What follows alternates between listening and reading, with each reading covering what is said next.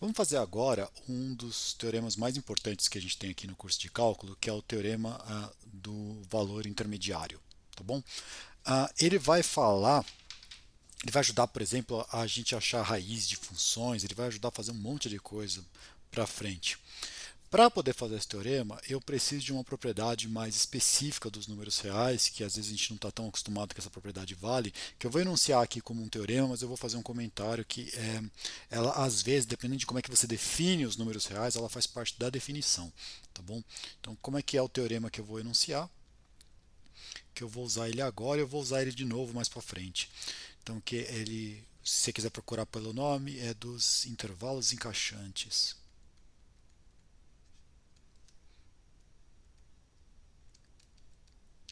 Eu acho que ele o enunciado dele é mais ou menos intuitivo se você entende o que está escrito, porque ele é um pouco chato de entender o que está escrito, tá bom? Então imagina o seguinte, imagina que você tem uma família IN, tá? Então, a ideia é que para cada natural você tem um intervalo, o I0, o I1, o I2, não sei o quê. Eles são intervalos da forma assim, ó, tipo, o IN ele vai ser um intervalinho que começa no AN, termina no BN, fechado, tá bom? Onde o AN e o BN são todos números reais. E eu vou pedir que aconteça isso aqui, ó. Eu vou pedir que quando eu fizer o intervalo seguinte, ele seja menor que o intervalo anterior. O jeito que a gente acaba escrevendo é esse aqui, ó. Tá? Esse aqui está contido nesse que é o anterior. Por exemplo, você pegar n igual a 1. N igual a 1 está falando que o intervalo que vai do A2 até o B2 está dentro do intervalo que vai do A1 até o B1. O intervalo que vai do A3 até o B3 está dentro do intervalo que vai do A2 até o B2. Tudo bem? Então, suponha que você tem isso para qualquer n, né, que você pega. O que isso está afirmando? O teorema, o enunciado dele fala, suponha que você tem essas condições aqui de intervalos, então a intersecção de todos esses intervalos é não vazia.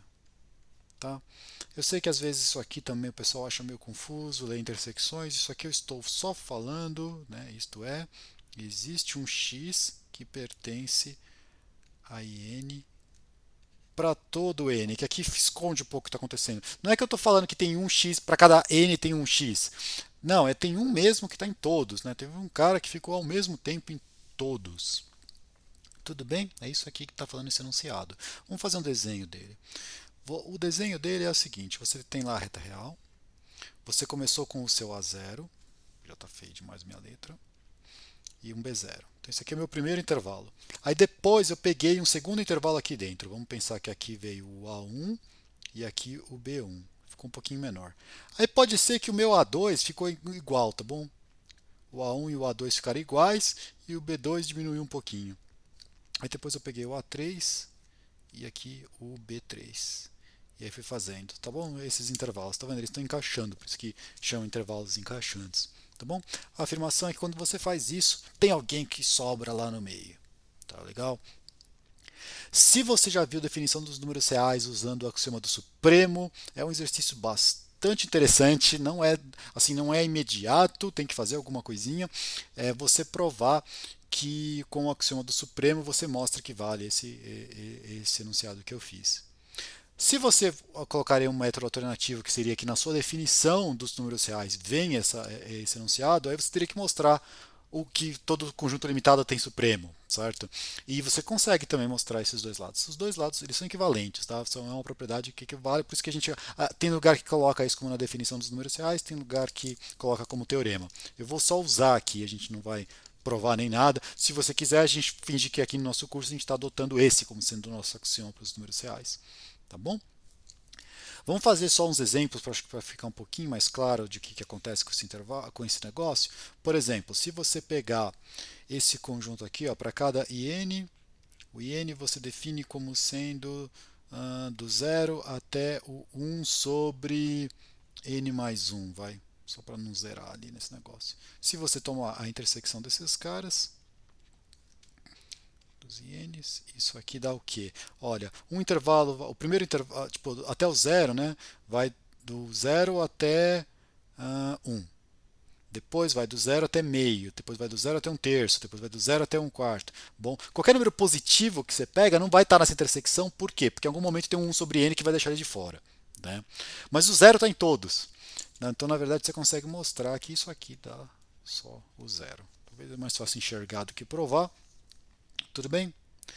É muito importante nesse enunciado que os intervalos são, tá vendo, limitados, tá vendo, tipo, esse a n e b n tem que ser números reais e eles têm que você tem que fazer os intervalinhos fechados. Se você não tomar os intervalinhos fechados, por exemplo, mesmo nesse exemplo que eu acabei de fazer, se os intervalos forem, por exemplo, semi-aberto até, do tipo, basta você abrir aqui, ó, tá vendo? Já não é mais um intervalo fechado. Na hora que você faz a intersecção, olha o que aconteceu. O zero, que é o que era o único cara que estava em todo mundo, não está em nenhum, né? Então, na verdade, essa intersecção é vazia. Você não tem o enunciado aqui em cima. Tudo bem? Mas e se você mantiver o fechado, mas deixar ser um intervalo ilimitado, você também tem problemas. Que, por exemplo, deixar fazer um intervalo grande, você poderia simplesmente fazer a intersecção, por exemplo, do n até o mais infinito. Certo? Na hora que você faz isso, olha, é todo mundo que é maior que o n, mas é todo mundo que é maior que zero, depois todo mundo maior que 1, depois todo mundo maior que 2, maior que 3, maior... Quem que são os caras que satisfazem todas essas ao mesmo tempo? Ninguém, certo? Esse também dá vazio. E esse aqui são intervalos fechados. Então, tem que tomar cuidado porque esses aqui são ilimitados. O que está pedindo aqui é isso, tá bom? Se você vem do futuro, já viu uns termos mais avançados lá para frente, o que tem importante aqui desses intervalos é que eles sejam compactos, tá bom? Mas essa é a relação que tem aqui que está vindo, mas a gente não vai entrar nessa coisa. Eu vou usar esse teorema agora no enunciado do resultado mais propriamente dito, que é o que a gente pede mais, tá bom? Só um comentário aqui rapidinho. Se você tiver que os ANs estão tendendo aos BNs, né, do tipo que a diferença entre eles, entre o AN e o BN está indo para zero, aí não só a gente consegue falar que essa intersecção ela é não vazia, como a gente consegue falar que ela é só um ponto. Tá? Não vou usar isso também, mas é uma curiosidade interessante para você. Beleza. Então vamos usar esse negócio e vamos provar o teorema. É o teorema do valor intermediário já, mas ainda está a versão mais fraca dele, mas depois a versão forte sai direta dele. Então, como é que fica esse teorema? Fica assim, ó. Teorema. Você começa com uma f que ela sai de um intervalo, tá? Aqui é importante que o i seja intervalo, e a f é contínua. Senão vai dar tudo bagunça. Tudo bem? Então você tem uma função contínua chegando nos reais. Pode ser os reais inteiro aqui, tá? Esse intervalo não tem problema, mas tem que ser um intervalo. E ela tem que ser contínua. Tudo bem? Supõe que você achou A e B, A menor que B, dentro desse I, né, os dois são pontos que você pode calcular, de forma que o f de A. Não, vamos colocar de outro jeito. Não vou colocar que ele um é menor que o outro, vou colocar só que são dois pontos lá dentro, só para ficar um pouquinho mais fácil a escrita. Eu vou pegar os dois lá dentro de forma que o f de A é menor que zero e o f de B é maior que zero. Tá bom? Então esse cara é negativo, esse cara é positivo. Não sei a ordem do A e B, mas eles estão assim. Tá bom? O que eu afirmo? Existe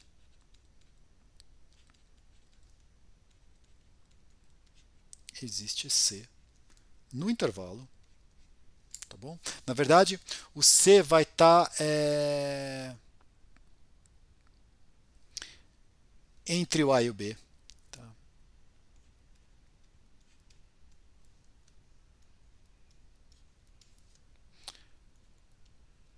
Tal que o f de C dá zero. Tudo bem? Então aqui, basicamente, você está falando que se a função está definida no intervalo e você tem que em algum lugar ela é negativa, em outro lugar ela é positiva, você tem um lugar que tem uma raiz dessa função. Então tem um lugar que essa função dá zero. Beleza? Vamos fazer a demonstração. Eu vou dar a ideia de como é que faz a demonstração. Escrito mesmo tem lá, depois para vocês procurarem na página. Se você sabe programar, essa demonstração é bem mais fácil de entender, porque inclusive eu vou dar o algoritmo de como você resolve esse negócio. Se você não sabe programar, bom, vamos fazer sem exigir programação. Eu vou fazer o caso que o A é menor que o B, tá? Porque no enunciado, repara, não está escrito se o A é menor que o B, porque eu não sei nada se é função crescente, decrescente ou nada do tipo. Então eu vou fingir que o A é menor que B. Se não for, aí o outro caso é bem análogo. Esse aqui é só você inverter as letras. Então vou fazer assim. Tudo bem?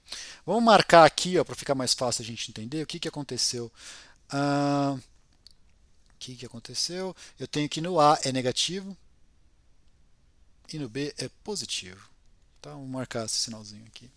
Eu vou usar os intervalos encaixantes que a gente viu lá da outra vez. Então eu vou fazer o seguinte, eu vou chamar esse A, o meu A original aqui, vamos até deixar marcado aqui, vamos deixar espaço em cima, então eu vou falar que esse aqui vai ser meu A0. Esse aqui eu vou falar que é meu B0. Então esse aqui é o meu primeiro intervalo. Se aqui deu, no enunciado, repara, já está escrito que esses caras não deram zero, que é o cara que a gente quer procurar. Então o que eu vou fazer? Eu vou pegar aqui no meio, quem que é? É o B menos A, ou B mais A, sobre 2. Né? A média aritmética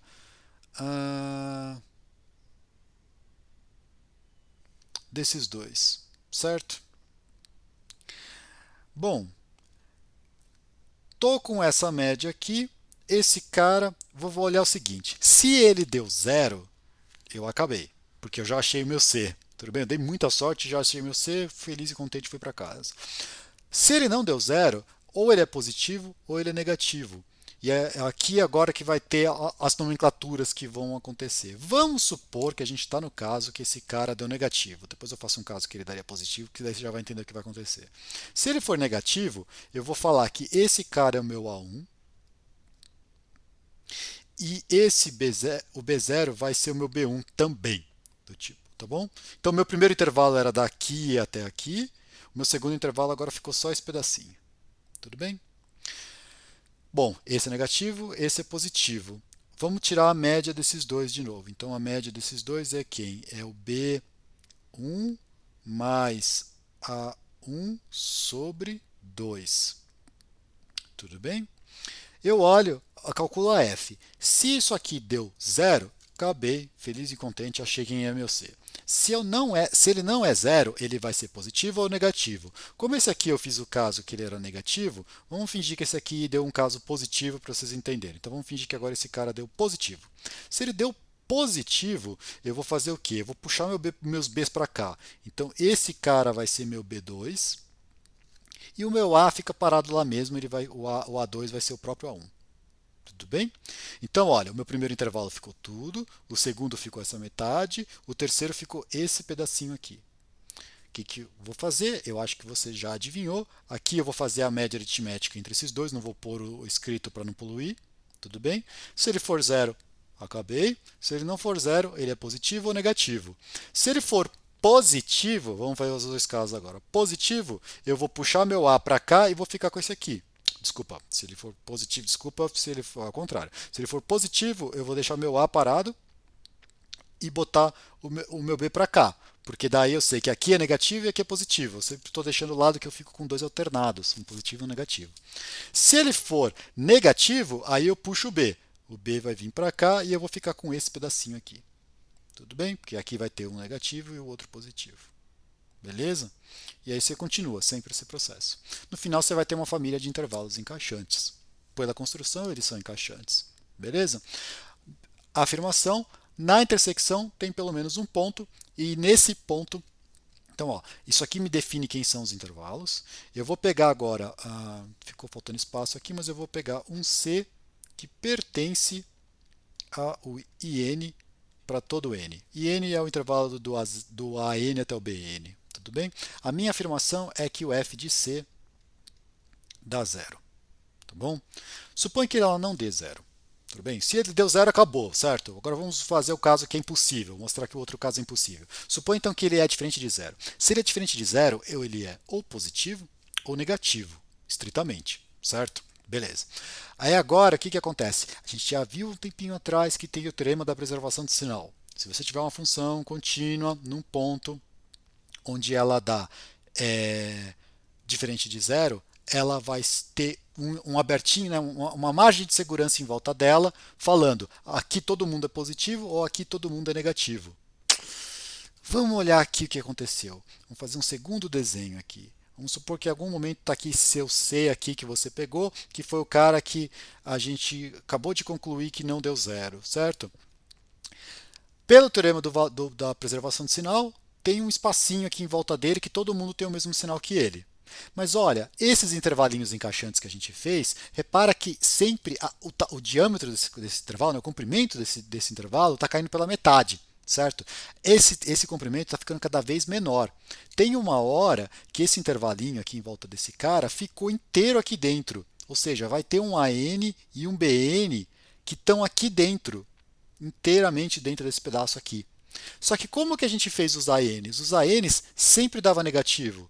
Os BNs sempre davam positivo. Então, se esse cara era negativo, esse aqui também deveria ser, porque a gente está na margem de segurança. Agora, se esse cara era positivo, esse também deveria ser, porque a gente está na margem de segurança. De qualquer jeito, alguém deu errado. Então, a gente tem uma contradição.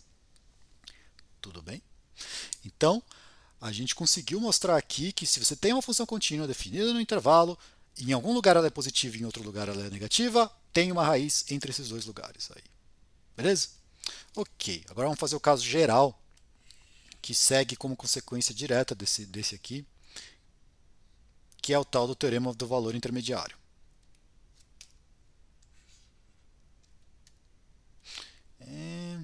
Vamos escrever aqui, vou deixar aquele enunciado ali, porque acho que fica melhor para a gente colocar. Então, corolário.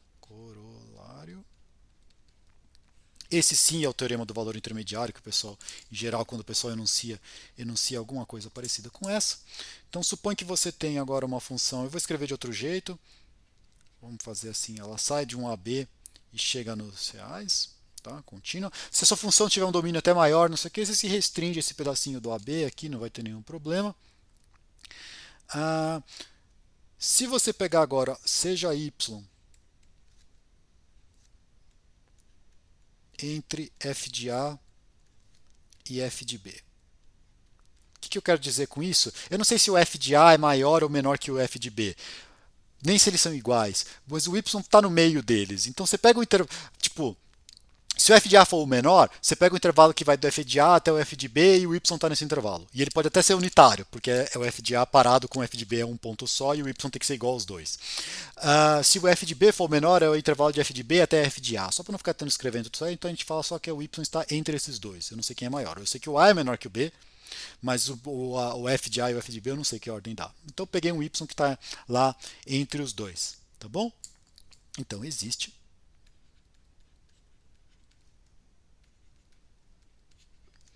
x pertencente ao AB, tal que f de x é igual a y. Ou seja, você tem esse valor que ficou entre esses dois valores, alguém da função tem que dar esse ponto. Se você fizer um desenho, quer dizer o seguinte, imagina que aqui você tem seu A, aqui você tem seu B. Tudo bem? Vamos supor que o seu f de A estava aqui em cima e o seu f de B estava aqui embaixo. Vai, só para ficar uma função não tão padrão. Assim. Vamos por aqui. Aqui é o f de A, aqui é o f de B. Aí então eu peguei um valor y qualquer. Não importa como seja a sua função, ela pode até ser assim, ó, vindo assim para assim. Não pode ficar vertical aqui, apesar do meu desenho parecer que está vertical. Peguei um y, vai ter um x aqui no meio, tal que vai bater lá no gráfico. Vai ser um x bem para cá, assim no finalzinho. Tudo bem? Que o f de x vai dar esse valor y que você fixar aqui. É isso que esse negócio quer dizer. Esse teorema sai como consequência direta do resultado que a gente acabou de provar. Você faz um truquezinho. Quer ver? Vamos tentar mostrar esse negócio aqui. Ó. Bom, se o f de A for igual ao f de B, o y tem que ser igual aos dois, e aí, bom, qualquer x que você pega funciona, em particular o A ou o B. Então nem deu graça. Tudo bem? Eu vou fazer o caso para escrever aqui, o caso que o f de A é menor que o f de B, só para ficar mais fácil de escrever, mas o outro é análogo, tá bom? Então a gente vai pensar f de A menor que f de B, só para ficar mais fácil de escrever, mas se você quiser depois você pega outra coisa. Tudo bem? Considera agora essa aqui, ó, pega essa função g de x igual a f de x menos y. Tá bom?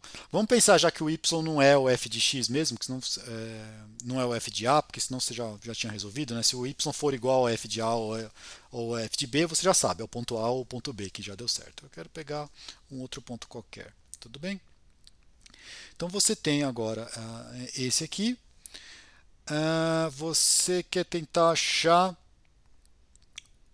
que você tem agora sobre essa aqui? Se você calcular g de a, com as nossas hipóteses, isso aqui deu f de a menos y. Só que o y, se você tem o f de a assim, o y está no meio dessas coisas. Então o y é maior que o f de a. Se o y é maior que o f de a, o g de a está dando menor que zero. Se você calcular o g de b, você vai ter g de b menos y, g de b é maior que isso aqui, certo?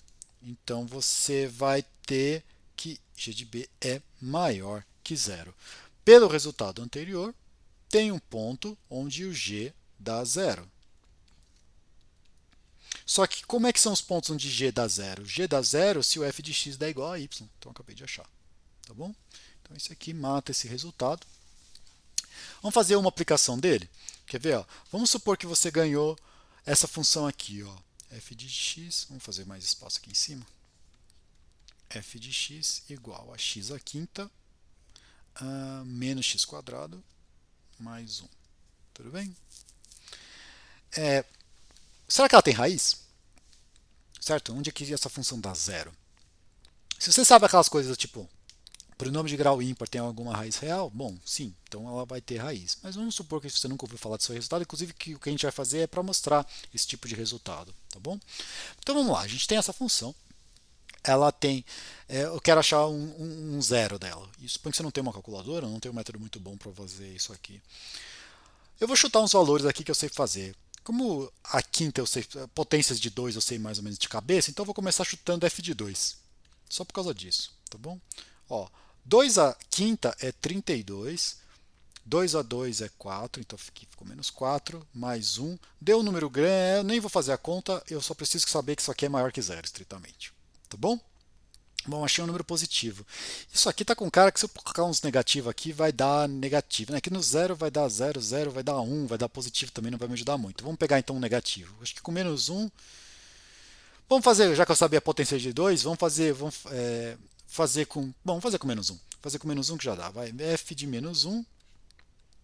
Quanto que dá esse cara aqui? F de menos 1, isso aqui dá menos 1. Esse aqui dá menos 1 ao quadrado, dá 1, mas aí tem um menos, fica outro menos 1, mais 1. Então, isso aqui deu menos 1, que é menor que zero. Então, isso quer dizer que aqui você tem o menos 1, aqui você tem o 2, certo? Entre esses dois, tem uma raiz, porque aqui está dando negativo e aqui está dando positivo. Então, em algum lugar aqui tem uma raiz. Então, já sei que tem uma raiz. Mas assim, você pode falar assim, poxa, mas se é um intervalo meio grande, será que eu não consigo descobrir um intervalo menor? Vamos fazer mais um que dá, vamos fazer alguém aqui lá no meio que dá para fazer a conta fácil, né? Vamos pegar o zero, vai. Apesar dele não estar exatamente no meio, mas é porque ele dá a continha fácil, né? O f de zero, qual que é, quanto que dá isso? Dá 0 menos 0 mais 1, dá 1. Então aqui ele deu 1, certo? 1 é positivo. Ou seja, entre 0 e menos 1 tem uma raiz. Certo? Não sei quem é a raiz, mas já sei. E se eu quiser saber mais alguma coisa? Bom, aí eu posso dividir isso aqui no meio. Agora as contas não vão ficar mais fáceis de qualquer jeito. Eu posso calcular o que é o f a menos meio. Se o f de menos meio for positivo, quer dizer que tem uma raiz aqui. Se ele for negativo, quer dizer que tem uma raiz aqui. E aí você vai continuando. Bom, não sei que ele dê zero, mas acho que não. Certo? Do tipo... E aí você vai fazendo essas coisas, você consegue cada vez ter uma aproximação melhor de onde é essa raiz. Certo? Então é isso por enquanto.